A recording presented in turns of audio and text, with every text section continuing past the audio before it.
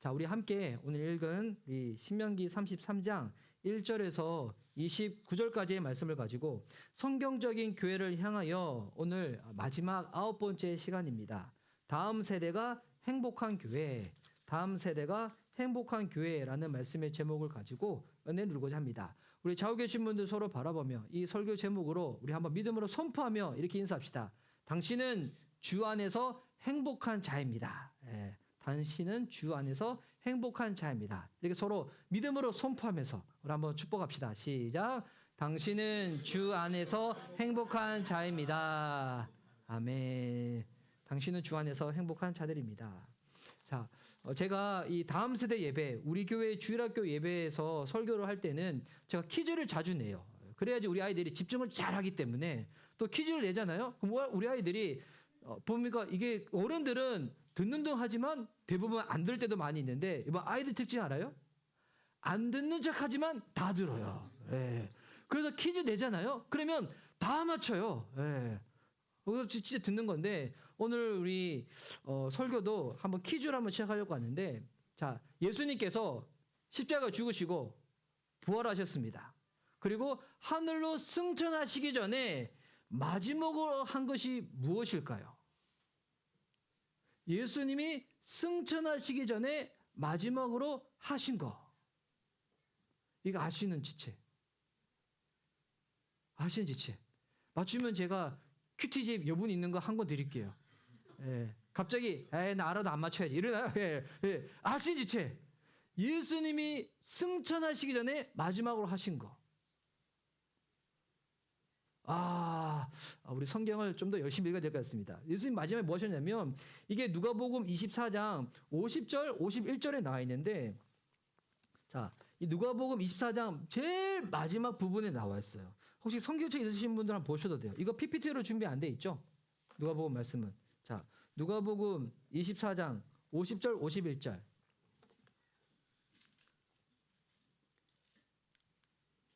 이거 PPT로 제가 준비를 안 했네요, 이거는. 자, 우리 성경책 있으신 분들은, 저는 세번역 성경인데, 우리 뭐 번역본 다르시더라도 함께 한번 읽어보도록 하겠습니다. 자, 50절, 51절입니다. 시작. 그리고 예수께서는 그들을 밖으로 베다니까지 데리고 가서 손을 들어 그들을 축복하셨다. 예수께서는 그들을 축복하시는 가운데 그들에게서 떠나 하늘로 올라가셨다. 예수님이 하늘로 올라가시기 전에 마지막으로 뭐 하셨나요? 축복하셨어요. 예수님은 제자들을 축복하시고 하늘로 승천하셨습니다. 여러분 이거를 보면 우리가 시간이 흘러가면 흘러갈수록 사람들을 만나다 보면 되게 처음에는 잘 모를 때는 서로 격려하고 인정하고 그러지 않아요. 근데 나중에는 이 관계가 깊어지다 보면 너무나 이제는 편해지다 보니까 뭐를 놓치게 되냐면 그 지체에 대한 감사 표현들, 그 지체를 인정해주고 응원해주는 것, 더 나아가서 축복하는 게 약해지기 시작해요. 그래서 우리가 나이가 들수록 뭐 해야 되냐면 축복하는 연습을 더 해야 돼요. 축복하는 연습. 한번 생각해 보세요. 혹시 여기 우리 결혼하신 분들은 내가 내 배우자를 위해서 마지막으로 축복한 게 언제인가? 언제 마지막 축복하셨어요? 내 배우자를 위해서. 방금 하셨네요. 우리가 이거를 놓쳐버릴 때가 많이 있어요. 우리 이제 흔히 예전에 전도할 때 예수천국 불신지옥이라 많이 이렇게 했잖아요. 근데 이게 하면 많은 분들이 이 얘기 들으면 뭐 되게 그 기분이 불쾌해 하세요. 그리고 이제 왜 불쾌한가 봤더니 일단은 지하철 탔어. 그리고 이제 마음이 너무 분주한데 그 타는 시간에도 본인이 좀 이렇게 여유롭게 가고 싶어. 여유롭게 가고 싶어서 되게 뭐 하나요? 스마트폰 보죠. 예배 시간에 스마트폰 보면 아시죠? 주님이 어떻게 하시는지? 어떻게 하시는지 알아요? 나중에 경험해 보세요. 자, 근데 그래서 스마트폰 가는데 갑자기 사람이 막 외치는 거야. 예수천국 불신지옥 하니까 사람들이 어디에 꽂히는지 알아요? 예수천국에 꽂히는 게 아니라 불신지옥에 꽂히는 거야. 이거 기분이 다들 나쁜 거예요. 근데 이제 정확히는 예수천국 불신지옥이 아니죠. 뭡니까? 저희가 새날경원 예배 때 한번 나눴었는데 들으신 분 기억나시나요? 예수천국 무슨 지옥이라고요? 그냥 지옥이에요. 그냥 지옥. 여러분, 우리가 안 믿어서 지옥 가는 게 아니에요. 우리는 날 때부터 우리 안에 제된 피가 있기 때문에 지옥을 향하여 걸어가고 있는 발걸음이라는 거예요. 그래서 전도할 때 예수 천국 불신지옥 외쳐서 기분 나쁘신 분들이 주변에 계시다면 불신지옥 얘기 안 해도 돼요. 예수 천국 그냥 지옥. 예. 그냥 지옥 빼버려도 되겠죠. 그냥 예수 천국만 외치세요. 예수 천국. 예. 내버려두면 알아서 다 지옥 가는 인생들인데 사람들은 자꾸 지옥에만 꽂혀가지고. 그래서 여러분 예수님 영접해서 천국 백성이 되는 거잖아요. 천국 백성이 된 우리들은 어떤 연습을 자주 해야 되는가? 축복하는 연습을 자주 해야 돼요. 축복하는 연습. 배우자를 위해서, 자녀를 위해서, 내가 만나는 사람들을 위해서.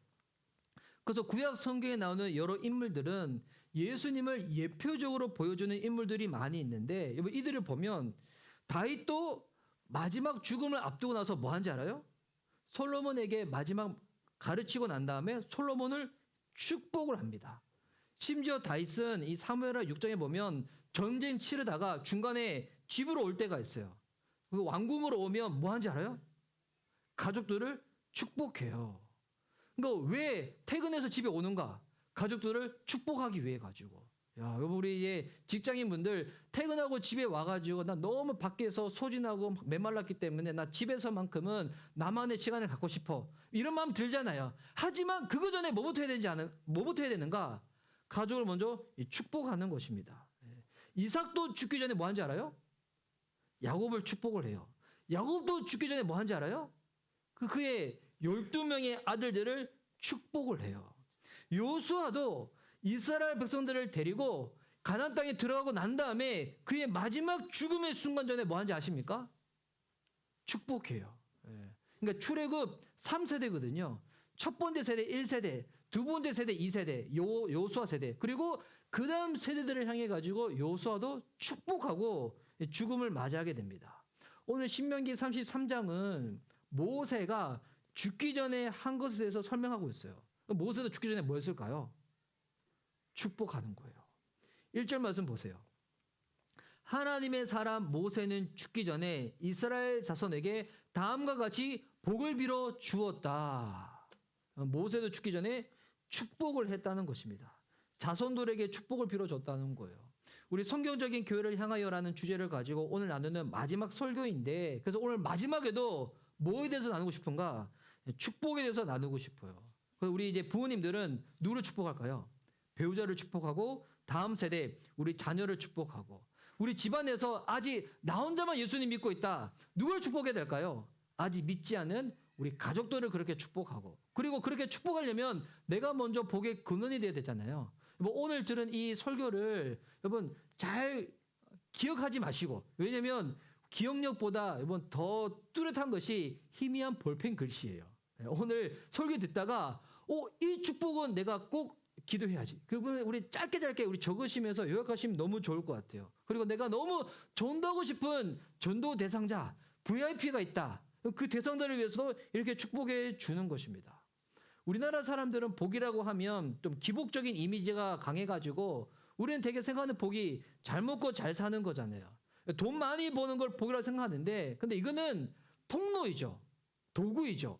오늘 모세가 후손들 지파들을 축복할 때도 그런 축복의 내용이 있어요. 풍요롭게 해주는 축복의 내용이 있지만 이거는 통로일 뿐입니다. 우리가 꼭 세상에서 잘 먹고 잘 살아야지만 주님을 드러낼 수 있는가? 꼭 그렇지 않아요. 억울하고 누명을 쓰고 힘든데 여러분 그것이 오히려 더 주님 믿는 것을 더 잘 드러낼 수 있는 복이 될 수도 있다는 거예요.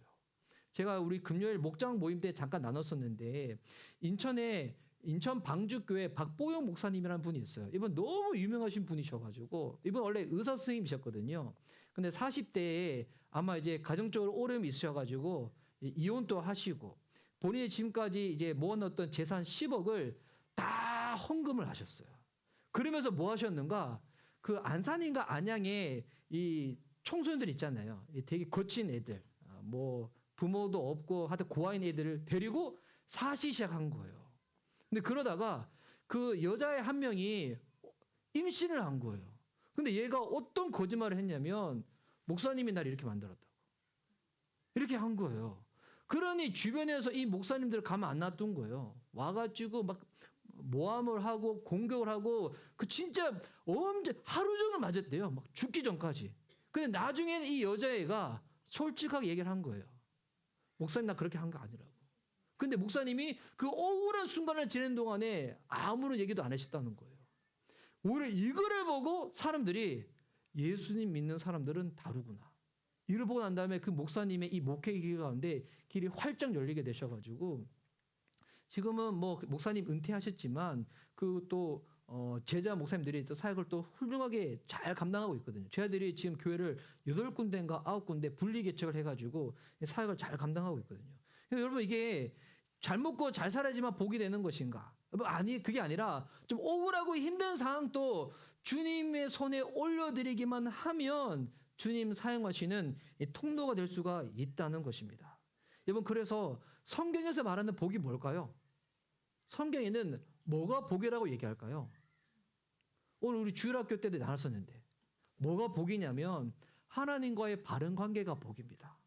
하나님과 가까이 하고 주님을 모시고 주님과 동행하는 주님과의 바른 관계가 복이라는 것입니다. 이 복에 대해서 이 모세가 얘기를 하는데 우리 2절 말씀에 이렇게 나와 있죠. 자, 복을 빌어주는데 주님께서 시내산에서 오시고 세일산에서 해처럼 떠오르시고 바란산에서부터 당신의 백성을 비추신다.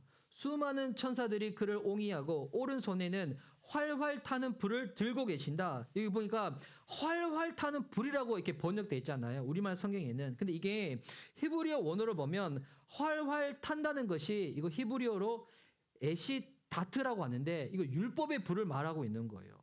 그리고 불은 다트, 히브리어로 다트라 해가지고 법령인 거예요. 그러니까 직역하면 뭐냐면 불타는 율법, 불타는 말씀이라는 거예요. 무슨 말일까요? 말씀이 우리 안에 심겨지잖아요. 뭐 불이 붙게 되는 거예요. 그 말씀이 우리 안에 들어오면 불이 들어오기 때문에 우리 안에 약한 것들, 죄된 것들을 어떻게 됩니까? 말씀이 다 태워버리는 거예요. 깨끗하게 만들어버리는 거예요. 또 말씀이 들어오잖아요. 그러면 이 사람의 성향과 기질과 상관없이 말씀으로 인해서 주님 위하여 살고자 하는 불이 내 가운데 붙게 되는 거예요. 저는 이렇게 우리 성도님들 앞에서 말씀을 전하다 보니까 저에 대해서 잘 모르시는 분들은 이사 목사님은 되게 성격이 되게 외향적이고 관계 맺는 거 좋아하고 활동적이라고 생각들을 많이 하시는데 저랑 1대1로 만나신 분들은 알 거예요. 제 성격이 어떤지.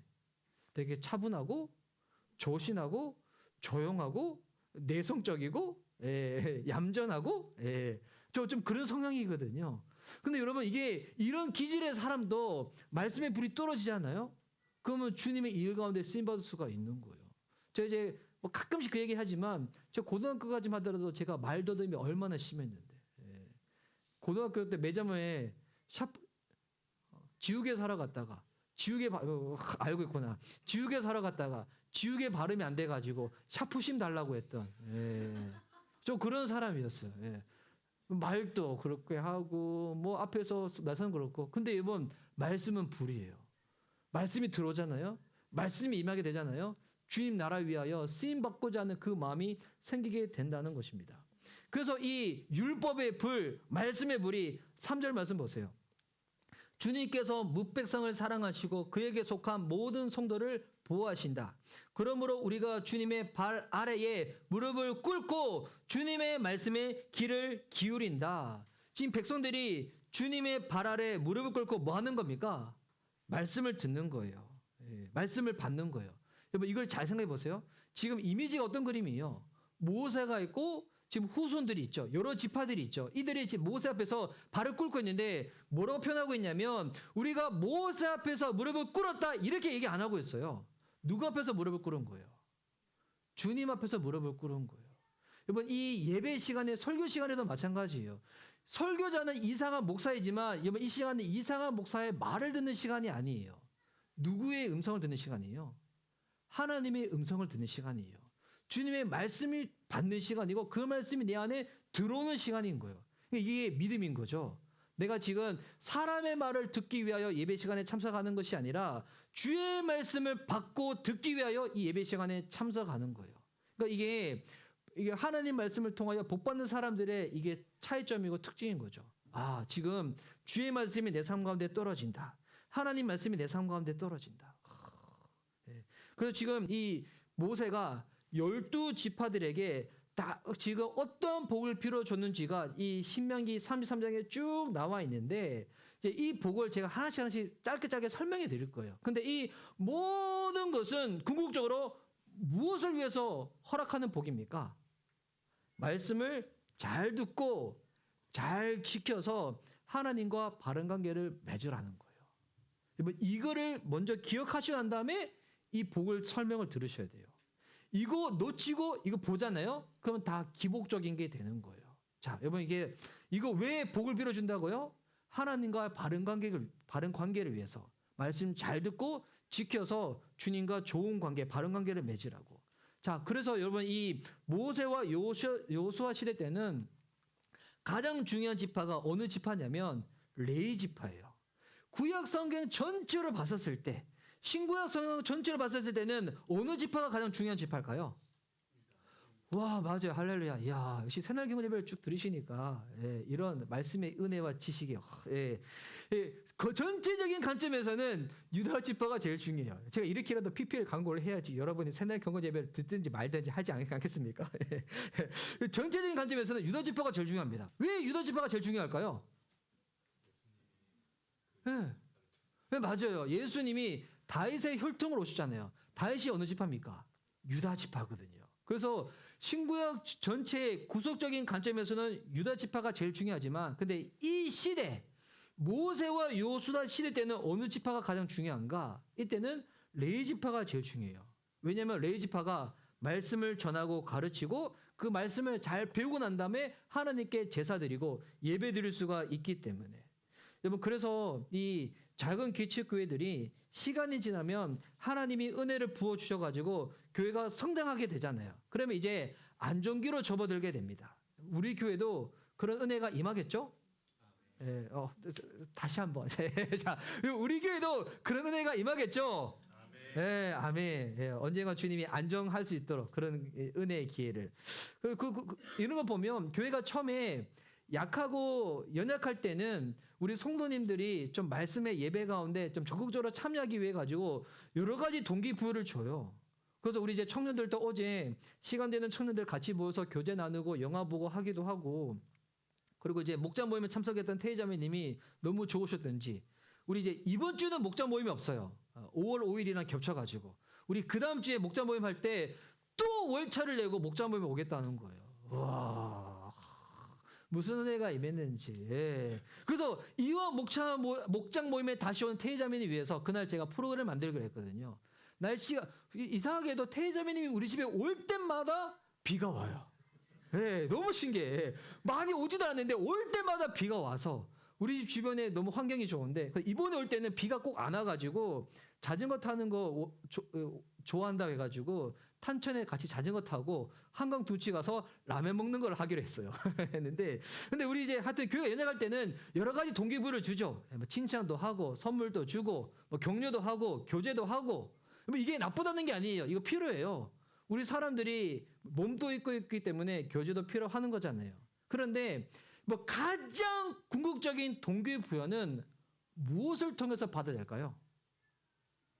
말씀을 통해서. 말씀을 통해서. 그래서 우리가 교제를 나누고 야외에도 가지만 여기서 말씀을 통하여 동기부여 받는 건 없이 그것만 한다. 이거는 침묵 동화가 되겠죠. 근데 말씀을 통하여 동기부여를 받으면서 그런 것을 하다 보면 그런 시간을 통해서도 전도로도 활용도 되고 서로도 격려도 하고 은혜를 함께 누릴 수 있는 귀한 시간이 되는데 그걸 놓쳐버리면 안 되는 거예요. 그래서 제가 이제 단톡방에 올려드렸지만 올해 정규 여름 수련회가 저는 너무 기대가 돼요. 우리가 이제 말리포 해수욕장 보니까 막히지 않고 서울에서 출발하면 2시간, 좀 막히면 2시간 반인데 이제 다다음 주에 저희가 현장 답사를 가거든요. 근데 이번에는 오전 저녁에는 집회, 중간에는 다 쉬는 타임. 해수욕장에서 주변에서 이거 다 그냥 노는 타임인데 보니까 이번에 주변 환경도 너무 좋은데 진짜 말씀을 통하여 은혜 받는 시간이 됐으면 좋겠습니다. 그 교회에서 종교 수련을 위해 가지고 벌써부터 기도를 하는 거예요. 어떤 기도를 하냐면 이번에 참석하는 특별히 청년들, 우리 다음 세대들, 우리 자녀들이 예수님을 주인으로 모실 수 있는 은혜의 기회가 되게 해달라고. 와, 이번에 다 참석해가지고 다 예수님을 진하게 만날 수 있는 시간이 되었으면 좋겠습니다. 이번 말씀으로 동기부여 받는 것이 안 되다 보니까 교회에서 뭐가 이루어지게 되냐면 정말 이게 안타까운 일인데, 이번 주중에 베이킹하러 오셨던 목사님들 사모님들 얘기를 하다가 교회에서 이 성도들을 데리고 말씀을 가르치고 양육해가지고 제자로 삼아야 되는데 이거를 정신적으로 속박시키는 때가 있다는 거예요. 이게 뭐냐면 좀 이렇게 저도 이제 그런 청년들을 만난 적이 있었어요. 예전에 섬겼던 교회에서 이렇게 청년 중에 어떤 청년이냐면 본인이 좀 은사가 있는 거야. 진짜 은사가 있는지 은사가 있는 척하는지 모르겠지만 그래가지고 어떻게 했냐면 약간 마음이 약한 지체들 있잖아요. 찾아가서 그러는 거예요. 내가 기도하다가 너를 봤다고. 내가 기도하는데 하나님이 너한테 들려준 환상이 있고 음성이 있다고. 꿈에 네가 등장했다고. 하면서 그 지체를 정신적으로 막 속박시켜 버리는 거예요. 네가 예수님 잘 믿으려면 너 이렇게 해야 된다고. 그래서 다른 사람들하고 교제를 잘 못하고 그 사람한테만 완전히 구속당하도록 만들어 버리는 거예요. 이게 심리학적 용어로 뭐라 부릅니까? 이게 구루밍이고 가스라이팅이잖아요. 교회 안에서 이런 부분들이 은근히 많이 있어요. 좀 은사가 있고 좀 이렇게 무언가 좀 신비적인 게 있다고 하는 사람들이 왜 이런 일이 생긴지 알아요? 말씀을 통하여 동기부여 받는 것이 안 되다 보니까 이번 신앙의 양육의 궁극적인 목적은 자립하는 거예요. 주님 앞에서 스스로 말씀 보고 묵상하고 이 꼴을 먹을 수 있도록 만들어주는 건데 이거를 못하게 만들어버리는 거예요. 그래서 교회 안에서도 은근히 이렇게 신뢰한 것 때문에 구루밍과 가스라이팅이 많이 생기거든요. 그래서 저는 늘 제 마음에 품고 있고 소원하는 거지만 우리 교회가 더욱더 양육을 통해 가지고 이 삶 공부를 통해 가지고 지금 큐티하는 것도 뭐 읽으래서 큐티하는 게 아니라 진짜 이게 당연한 우리의 삶 가운데 일상이 될 수 있는 저와 여러분 되었으면 좋겠습니다. 우리 이제 요즘 큐티 새날 경건 예배 딱 보면 우리 하신 거를 찍어서 올리신 분들이 있어요. 그러니까 워드를 쳐서 올리신 분도 있고, 우리 세 분자매님 이번에 큐티지 구입 안 하셨지만 계속 하실 거죠? 네. 하실 수 있도록 제가 한 번 더 드릴게요. 부모님과 이번에 주문을 안 하셔가지고, 제가 이제 큐티 생활 방하시려고 하시는가? 순간 제가 이제 읍질했는데, 여유분 많이 사놨습니다. 이 정도는 제가 충분히 드릴 수 있습니다. 그래서 저는 지난달 큐티집은 찬이 형제가 구입해 줬잖아요. 아니었어요? 네. 근데 이번 달은 구입 안 하셔 주시길래 다 큐티 생활 다 접으신 줄 알았어요. 말씀을 통해서 계속 이렇게 서로가 서로에게 그루밍 당하지 아니하고 자립할 수 있는 신앙이 될 수 있도록. 자, 그래서 여러분 성경 시대에도 가장 영적인 암흑기가 언제인지 알아요? 사사시대예요. 사사시대. 사사시대가 왜 영적인 암흑기냐면 여러 가지 이유들이 있지만 가장 근본적인 이유는 사사시대가 말씀이 희미했던 시대였어요. 그러니까 레이지파들이 자기 역할을 감당하지를 않는 거예요. 레이지파들은 분배받은 땅도 없고 분깃이 없거든요. 그러니까 어떻게 생활을 하냐면 다른 지파들이 내는 헌금을 통해 생활을 하는 거예요. 특별히 11조를 통해서 생활을 하는데 이 다른 지파들이 가나안 땅에 들어가고 난 다음에 그 땅에 살고 있는 그 이방 족속들 우상들을 섬기며 뭐 풍류의 신을 섬기며 잘 먹고 잘 사는 이 세상 사람들을 보면서 탐심의 눈이 몰아가지고 뭘 안 하는가? 11조 생활을 안 하는 거예요. 그러니까 이 레이지파 사람들이 먹고 살아야지 말씀을 전할 수 있는데 이게 안 되니까 어떻게 되냐면 다 뿔뿔이 흩어져 버리는 거예요. 자기 생계들을 위해 가지고. 그러니까 그 다음에 뭐가 안 되냐면 말씀을 못 가르치는 거예요. 레이지파들도 말씀에 그냥 말씀은 안중에도 없는 거예요. 자, 이걸 보면서 제 주변에 이중직 하시는 목사님도 있는데 와 제가 진짜 배나 존경하게 되는 거예요. 교회를 유지하기 위해 가지고 직장 생활을 하시면서 목회를 감당하시는 분들, 목회만에서는 생계가 되지 않다 보니까 어쩔 수 없어서 일을 하시는 분들이 있거든요. 근데 그분들 만나서 대화 나누다 보면 가장 힘든 게 무엇인가? 직장 생활 하는 것 자체가 힘든 게 아니라 몸이 있다 보니까 피곤하다 보니까 말씀 준비할 때 체력이 안 되는 게 많이 힘들다고 그런 이야기를 많이 나누시거든요. 그래서 이게 하여튼 말씀이 힘해지잖아요. 그럼 교회가 영적으로 제일 약해져 버립니다. 자, 그래서 오늘 말씀을 통하여 동기부여를 받고 말씀으로 축복할 수 있는 저와 여러분 되었으면 좋겠는데, 그럼 오늘 지파들이 받은 복들을 한번 쭉 살펴볼 겁니다. 이게 지파들이 많기 때문에 자세는 살펴보지 않고 제가 짧게 살펴볼 거예요. 그리고 레위 지파가 제일 중요하기 때문에 레위 지파는 제일 마지막 부분에 한번 보려고 합니다. 먼저 루벤 지파가 받은 복 봅시다. 6절 말씀 제가 한번 읽을게요. 루벤은 비록 그 수는 적으나 잘 살게 하여 주십시오. 절대로 망하지 않게 하여 주십시오. 자, 여러분 이게 딱 보면 이게 축복인가 싶죠. 망하지 않게 해달라는 거. 왜 모세가 루벤 지파인데는 너희들 망하지 말라라고 이렇게 축복을 했을까요? 이 루벤은 이 야곱의 자손들 중에서 장자였어요. 근데 장자 역할을 제대로 했습니까? 못했습니까? 못한 거예요. 그러다 보니까 지금 쓴소리하고 있는 거예요. 야 루벤, 너 정신 좀 차려. 너 첫째잖아. 너 장자잖아. 너 정신 좀 차려야 돼. 루벤 지파가 받은 복이 뭐냐면 쓴소리도 달게 들을 수 있는 그 복인 거예요. 정말 아끼기 때문에 쓴소리를 하는 거죠. 이거를 듣고 상처받고 힘든 것이 아니라 아 정말 나 잘 되라고 주시는 말씀이구나. 이게 루벤 지파가 받은 이 믿음이고 이 복이라는 것입니다. 예. 우리가 이제 신앙생활 하다 보면 가끔씩 이제 그 부모님들 같은 경우는 자녀들한테 이렇게 좀 쓴소리가 할 때가 있잖아요. 근데 이제 우리 자녀들을 위해서 이렇게 기도해 주십시오. 정말 자녀들이 부모가 주는, 물론 부모들도 스킬이 필요하죠.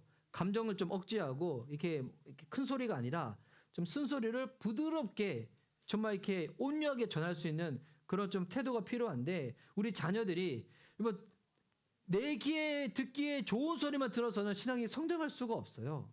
우리가 완벽하지 않잖아요. 부족한 것들, 연약한 것들, 그런 거 지적을 받더라도 기분 상해하지 말고, 특별히 우리 10대들, 10대 때는 그래. 10대 때는 몸이 커지다 보니까 이제는 내가 생각이 이게 커져가지고 나는 부모님의 잔소리가 없어도 충분히 잘 살 수 있다고 가장 교만한 이 10대들. 근데 나중에 시간 지나면 깨닫게 됐어요. 아, 나이가 들어도 부모님이 필요한 존재구나. 부모님이 내게 해줬던 그 잔소리가 얼마나 듣고 싶은지. 그래서 우리 자녀들을 위해서 기도할 때 그런 쓴소리를 들어도 들을 수 있는 그런 마음이 생기게 해달라고. 이 루벤 지파가 받은 복이라는 것입니다. 그리고 난 다음에 이 지파, 유다 지파입니다. 이 제일 참 중요한 지파죠. 유다 지파의 축복 되게 짧습니다. 7절 말씀. 그가 유다를 두고서 이렇게 말하였다. 주님, 유다가 살려달라고 부르실 때 들어주십시오. 유다 지파가 다른 지파들과 다시 하나가 되게 하여 주십시오. 주님, 유다를 대신하여 싸워 주십시오. 그들의 원수를 치시어 그들을 도와주십시오. 자, 유다 지파한테 하나 되게 하달라고 이렇게 하는데 나중에 이 이스라엘이 북이스라엘과 남유다로 분열되게 되잖아요. 그때 다윗의 정통성을 가지고 있는 유다 지파로 인해 가지고 하나 되게 해달라고 그렇게 딱 축복을 하는 건데, 여러분 유다 지파가 받았던 축복은 뭐냐면 원래 유다는 장자가 아니었잖아요. 근데 실제적으로 12개의 지파 중에서 장자 역할을 누가 했습니까? 유다 지파가 한 거예요. 왜 유다 지파가 했는지 아십니까? 어려울 때 나섰던 지파가 유다 지파예요.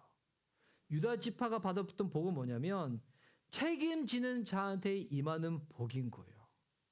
장자 역할을 감당하니까 아무도 나서지 않을 때 본인이 나서서 책임을 지니까 하나님이 유다 지파한테는 네가 그러면 장자 역할을 감당해 라는 복을 딱 주시는 거예요. 와, 이번 자녀가 이런 복을 받았으면 좋겠다. 그럼 이번 자녀들을 위해서 이렇게 기도해 주시되, 그럼 물론 먼저는 부모님들이 그런 삶을 먼저 딱 보여주셔야 되겠죠. 이 모태시hon으로 자는 자녀들을 보면 이들의 삶 가운데 가장 큰 영향을 끼친 사람들이 누구냐면 결국에는 부모님들이에요.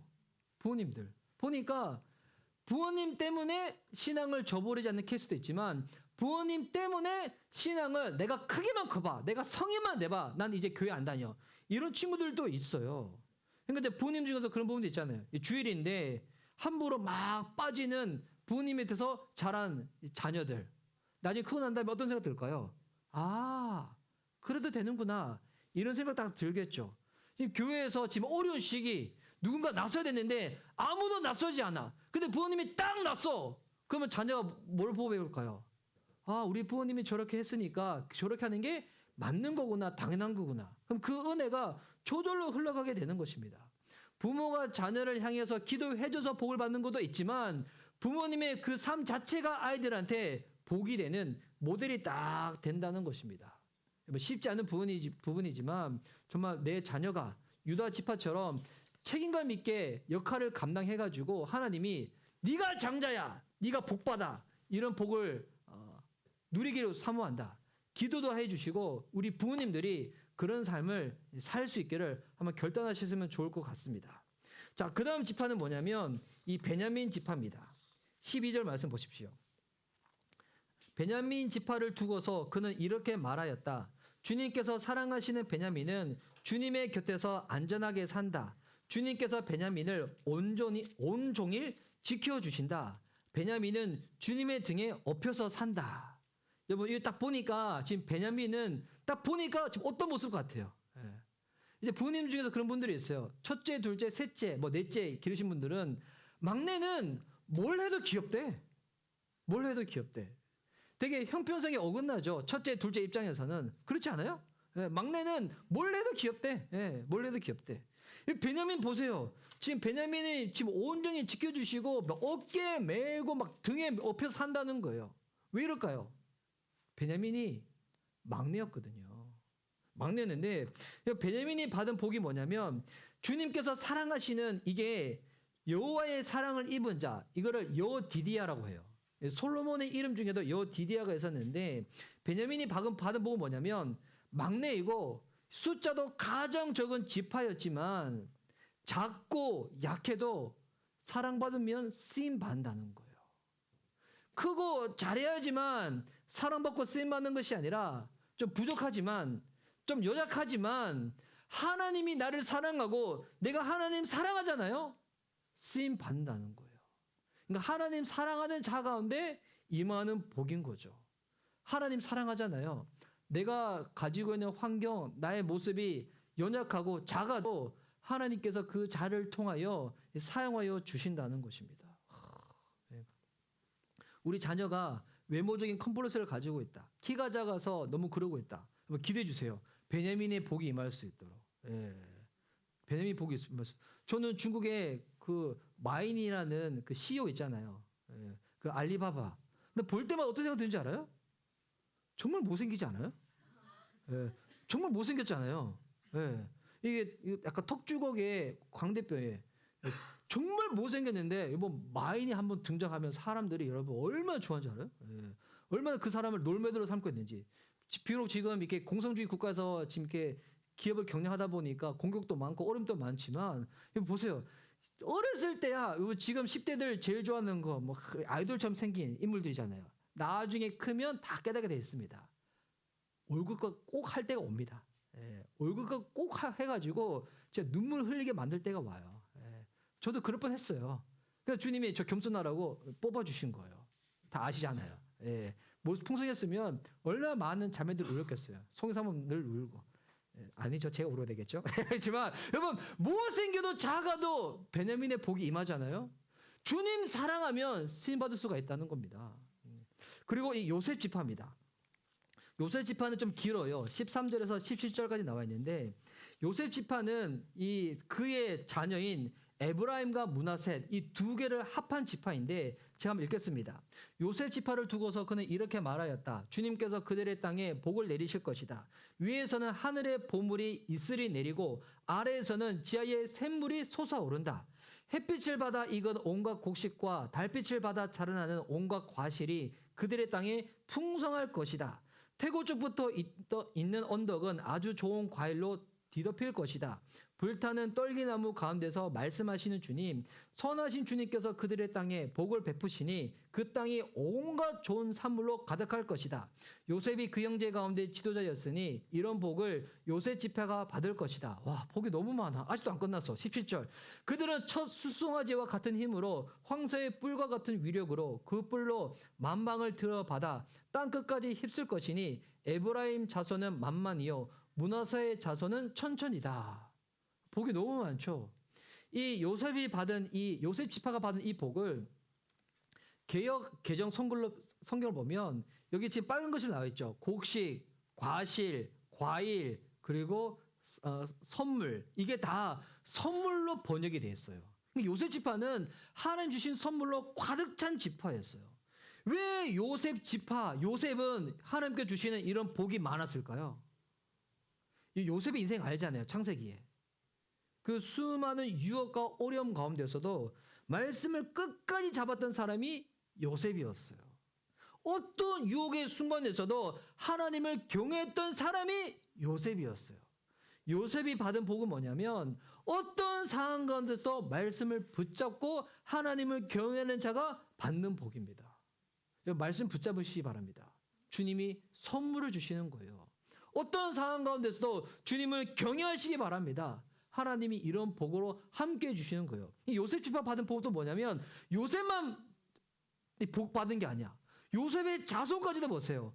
에브라임의 자손은 만만이요 므낫세의 자손은 천천이다.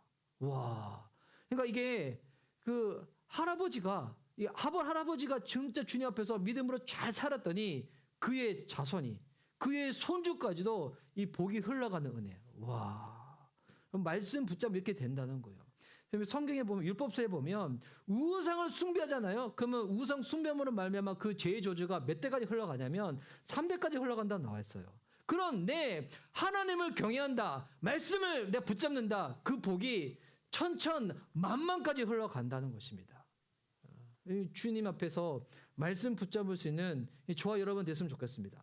그래야 한 다음에 이 스불론, 갓, 이사갈 쭉 나오는데 이 지파들은 제가 짧게 보도록 할게요. 자, 스불론 지파 18절. 자, 스불론 지파와 이사갈 지파를 두고서 그는 이렇게 말하였다. 스불론은 해상 무역을 하여 번성하고 이사갈은 집에 재산을 쌓는다. 스불론이 받은 복이 뭡니까? 국제적으로 쓰임 받는 복이에요.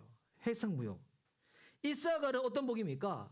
물질이 낭비되지 않고 쌓이는 복인 거예요. 여러분, 이렇게 돈을 많이 벌어도 모이지 않으시는 분들이 있어. 근데 돈을 적게 벌어도 모이시는 분들이 있거든요. 이사갈이 받은 복이 뭐냐면 물질이 낭비되지 않는 복이에요. 쌓이는 복인 거예요. 지금부터는 눈빛들이 다 초롱초롱해지셨어요. 제가 스불론부터 아셀 지파까지는 짧게 하는 게 뭐냐면 이거 하나님과의 관계가 바른 관계 맺지 않겠다고 하면 이 복들이 다 기복적인 복이에요. 엄청 주님이 막 부어주시거든요. 갓 지파 20절 말씀 보세요. 갓 지파를 두고서 그는 이렇게 말하였다. 갓 지파의 땅을 넓혀주신 하나님을 찬송하여라. 갓은 사자처럼 누웠다가 사로잡은 먹이의 팔과 머리를 찢는다. 여기 세 번역에는 사자인데 개역 개정에는 뭐라 하냐면 암사자라고 나와 있어요. 암사자의 특징이 뭔지 알아요? 우리 어렸을 때 동물의 왕국 보세요. 그러면 수사자와 암사자가 있어요. 수사자는 막 목에 갈기가 있잖아요. 수사자는 특징이 뭔지 알아요? 아무것도 안 해. 엄청 게을러 빠졌어. 이거 수사자예요. 실제로 사냥하고 먹이 잡아고 다 누가 하는지 알아요? 암사자가요. 암사자. 이 갓지파가 받은 복은 뭐냐면 실속이 있는 복이에요. 실속이 있는 복. 일한 만큼 다 돌아오는 복. 세상이 그렇지 않아요. 아무리 열심히 성실하게 일해도 한 푼도 손에 안 잡히는 사람들이 있는 반면에 이 갓지파가 받았던 복은 뭐냐면 암사자처럼 본인이 성실히 일한 만큼 그대로 다 들어오는 복이라는 것입니다. 다 적고 있어? 다 적고 있어 지금 갑자기. 이런 복. 그리고 단지파. 이 단지파는 이게 국뽕에 취한 사람들 중에서 우리 민족이 단지파의 후손이라고 얘기하는 사람들이 있어요. 이거 국뽕에 너무 취해서 그런 거예요. 그래서 우리의 선조가 우리 단군이잖아요. 단군? 단? 우리가 단의 지파? 이렇게 하는데 실제로 이렇게 여기는 사람들이 있어요. 근데 이 단지파는 구약 성경에 나온 지파 중에서 여러분 이렇게 저주를 받는 지파가 단지파예요. 그 단지파한테 임하는 복은 뭐냐면 바산에서 뛰어나오는 사자 같다라는 게 있어요. 22절에 단은 바산에서 뛰어나오는 사자 새끼와 같다. 이 뭐냐면 아직까지 아무것도 못하는 수준이라는 거예요. 단지파가 받는 복은 뭐냐면 훈련 잘 받는 복이에요. 너 아직 미숙해. 너 아직 어려. 너 양육 받아야 돼. 너 훈련 받아야 돼. 이거 단 지파가 받은 복입니다. 그리고 납달리 지파 23절. 납달리 지파를 두고서 그는 이렇게 말하였다. 은혜를 풍성히 받은 납달리야, 주님께서 주시는 복을 가득 받은 납달리야, 너희는 서쪽과 남쪽을 차지하고 살아라. 자, 이 납달리 지파가 받은 복은 뭐냐면 가나안 땅의 젖줄기인 갈릴리 호수 일대의 비옥한 지역에 살게 돼요. 여기 서쪽과 남쪽이 거기거든요. 이 비옥한 지역. 납달리가 받은 이 복은 여러분 너무 좋아할 수 있어. 풍류의 복이에요. 풍류의 복. 예. 다른 지파는 지금 다 지워버리고 갑자기 납달리만 새기고 싶죠. 예. 예. 풍류의 복. 예. 갈릴리 호수의 좋은 땅에 비옥한 땅에서 살게 되는 이 풍류의 복. 근데 목적 잃어버리면 안 돼요. 하나님과의 바른 관계를 위해서. 예. 하나님과의 바른 관계 아니면 오히려 이 풍류가 망하는 지름길 됩니다. 예. 이런 거 새겨 들으셔야 돼요. 예. 바른 관계가 아니면 망하는 지름길 된다. 그리고 아셀지파. 아셀지파 복도 너무 축복스러운 복인데 24절 말씀 보세요. 아셀지파를 두고서 그는 이렇게 말하였다. 아셀지파는 다른 어느 지파보다 복을 더 많이 받은 지파다. 앞에 거 안 들어도 돼. 앞에 거보다 더 많은 복을 받았대. 그들의 땅은 올리브 나무로 가득히 찼다. 새와 녹수로 만든 문빗장으로 너희의 성문을 채웠으니 너희는 안전하게 산다. 아셀지파 받은 복이 쭉 나와요. 아셀지파 받은 복은 뭐냐면 다른 사람들한테 사랑받고 인정받는 복이에요. 예. 엄청나죠? 예. 근데 이거 중요한 거, 이것 자체를 목적으로 삼으면 되지 않고 말씀 잘 듣고 잘 지켜서 하나님과 바른 관계를 맺는 거. 그래서 이제 마지막으로 살펴볼 지파가 어디냐면 레위 지파입니다. 자, 레위 지파 우리 8절과 9절에 나와 있습니다. 자, 레위 지파가 받은 복은 이 제일 중요한 이 복이기 때문에 우리 함께 읽도록 하겠습니다. 8절과 9절 함께 읽습니다. 자, 시작. 레위 지파를 두고서 그는 이렇게 말을 하였다. 레위에게 주님의 두빔을 주십시오. 주님의 경건한 사람에게 우림을 주십시오. 주님께서 이미 그를 마사에서 시험하시고 무리브 물가에서 그와 다투셨습니다. 그는 자기의 부모를 보고서도 그들을 모른다고 하였고 형제 자매를 외면하고 자신마다 모른 채 하면서 주님의 계명에 순종하였으며 주님의 언약을 성실히 지켰습니다. 아멘.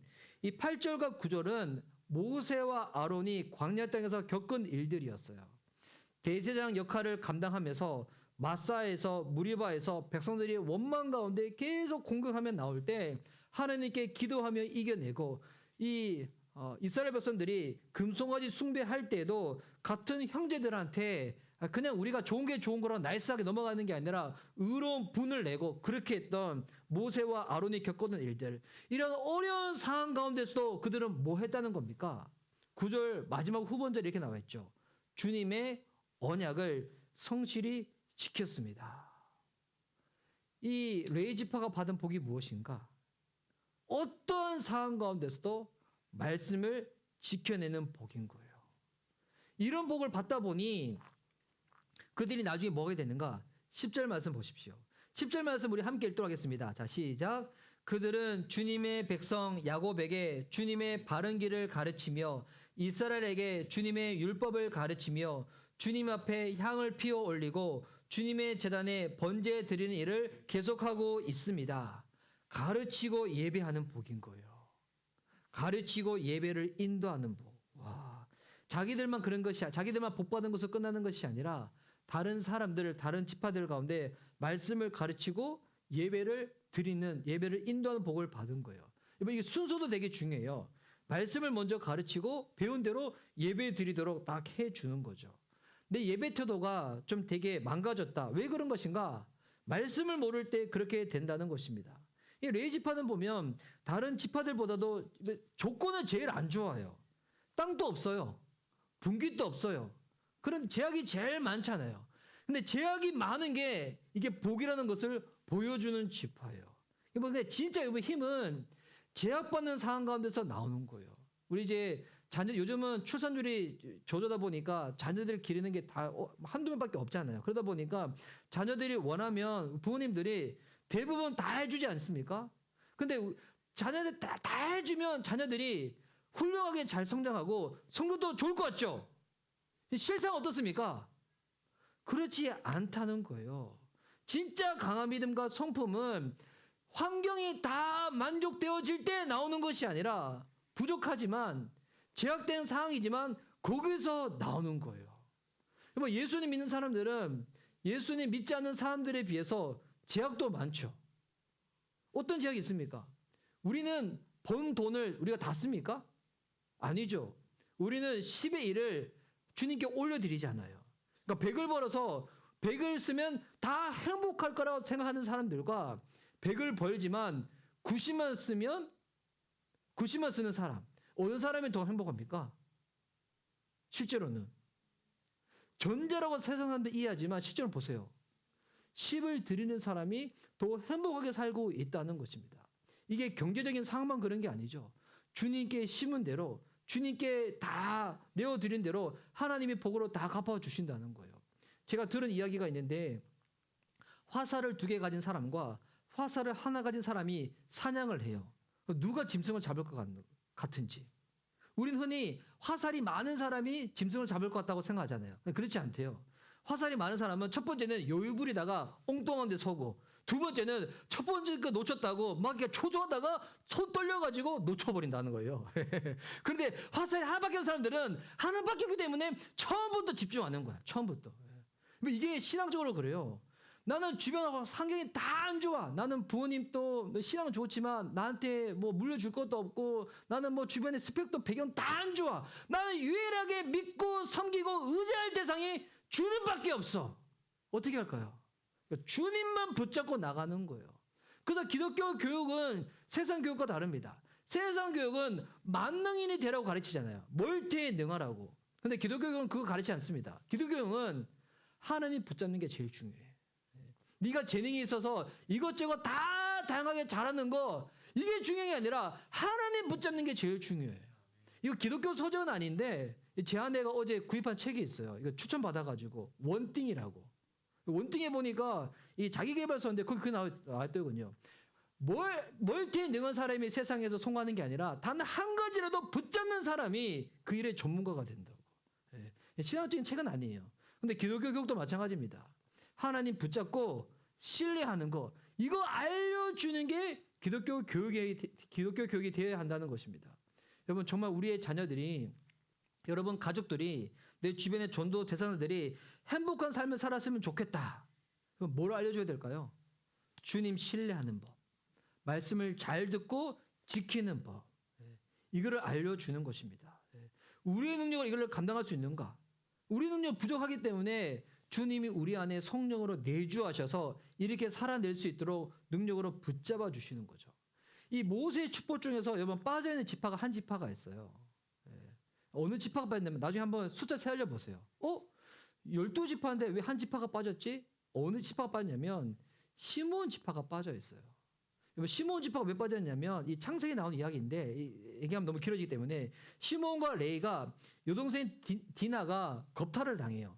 생엠 족속 하몰의 이 아들한테. 그런 다음에 이 시몬과 레이가 어떻게 합니까? 너희들이 하나님 믿으려면 할례를 해야 돼. 그러니까 그쪽에 사람들이 다 할례 받고 수술 받고 난 다음에 누워 있었을 때 그때 침략해가지고 몰살을 시켜버리거든요. 가장 폭력적이고 잔인하게 다 죽여버리는 거예요. 누가?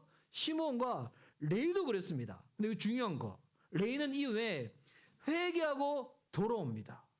회개하고 돌아왔더니 이렇게 경건하게 쓰임 받는 거예요. 근데 시므온은 계속 난폭한 모습을 보입니다.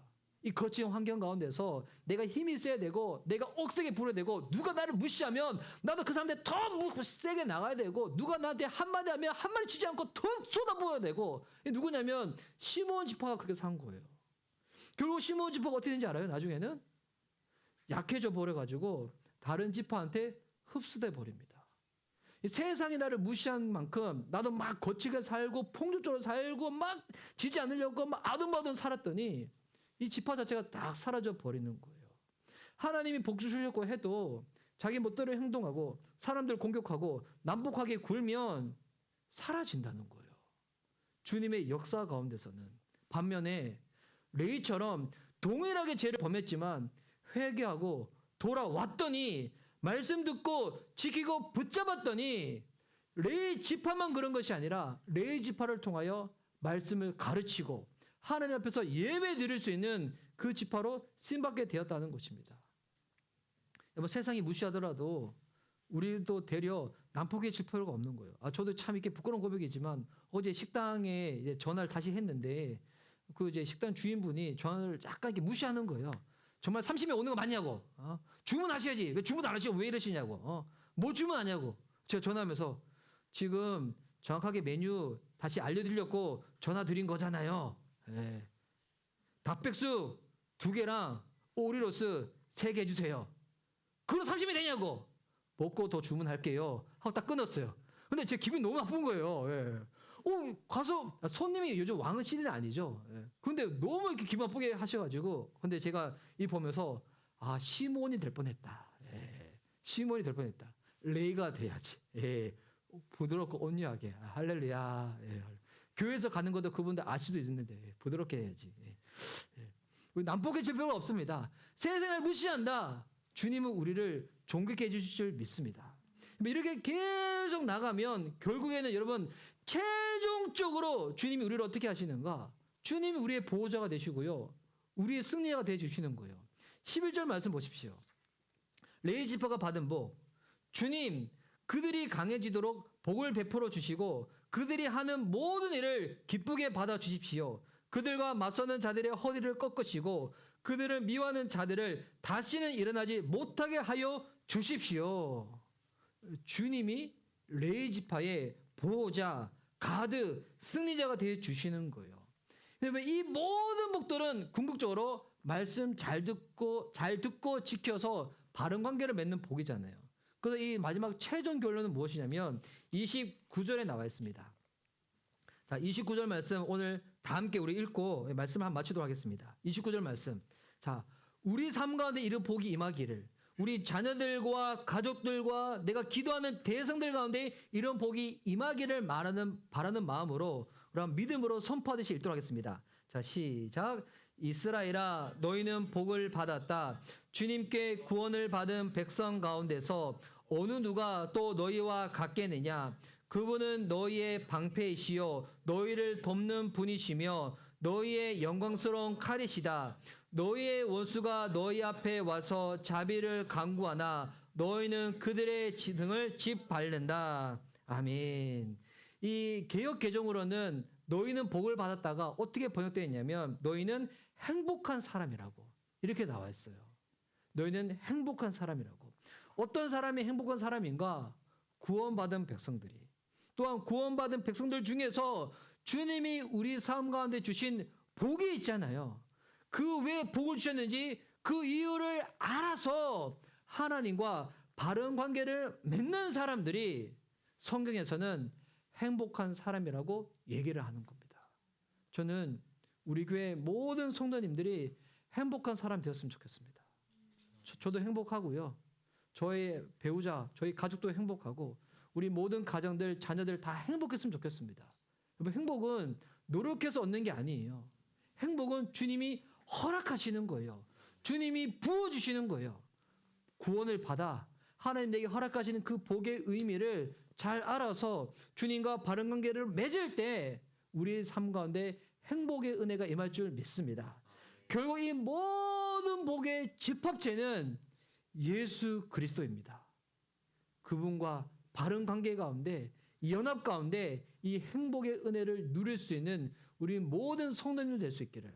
그래서 우리도 행복한데 우리 자녀들은 우리 세대보다도 더 행복할 수 있는 우리 중고등학생 청년들, 우리 초등학생 유아 유치부가 될 수 있기를 예수님의 이름으로 축복하는 바입니다. 아멘. 이 시간 우리 다 함께 행복 찬양하고 우리 짧게 기도한 시간 갖도록 하겠습니다. 오늘 많은 지파들의 복을 다루다 보니까 이 설교가 조금 길어졌습니다. 하지만 여러분 이거 다 주님이 주시는 복입니다. 이거 잘 기록하고 잘 정리해서 기도할 때 이렇게 자녀들을 위해서 축복하시고 주변의 VIP 대상들을 위해서 이렇게 기도하시기 바랍니다. 우리 함께 행복 찬양하도록 하겠습니다.